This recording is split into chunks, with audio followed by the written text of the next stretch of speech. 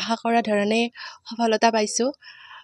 কষ্ট কৰিছিলোঁ, কষ্ট কৰাৰ কাৰণে আজি এইখিনি স্থানত উপনীত হৈছোঁ। মা দেউতাও যথেষ্ট কষ্ট কৰিছে।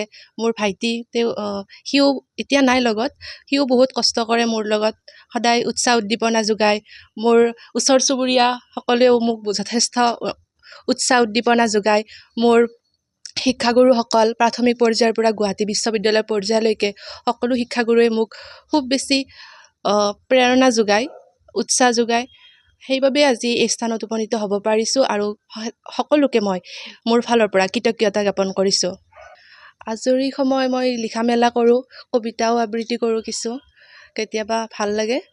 উঠি অহা প্ৰজন্মক এইটোৱে ক'ম, তেওঁলোকে যদি কিবা এটা বিষয় ভাল পায় পিছুৱাই আহিব নালাগে। অসমীয়া বিষয়টো বুলি ক'লেও বহুতে নাক কুচাই দিয়ে।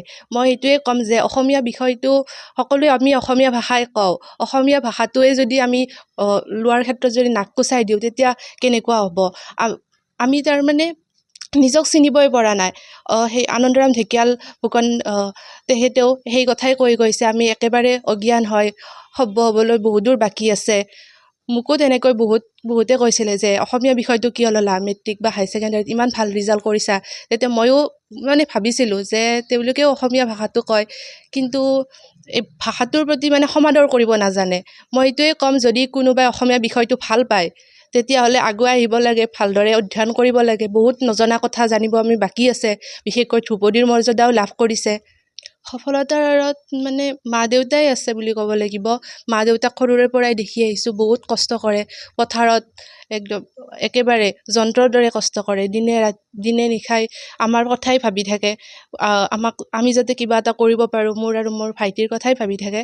সেই তেওঁলোককে মই নিজে বহুত সুখী হৈছোঁ। যিখিনি বিচাৰিছোঁ সেইখিনি পাইছোঁ, আৰু যেন আগবাঢ়ি যায় ভৱিষ্যতে, যেন আৰু ভাল ভাল কামৰ কাৰণে আগবাঢ়ি যায়, পঢ়া শুনা আগবাঢ়ি যায়। ভৱিষ্যতে যি বুলি ভাবিছিলোঁ সেইখিনি ঠিকেই কৰি আছে, ভবামতে হৈছে। আৰু যেন যিবোৰ সকলোৰ পৰা যেন আনন্দিত হৈছোঁ, সকলোৱে যেন আগবাঢ়ি যায়, ভৱিষ্যতে সুখৰ কামনা কৰিছোঁ।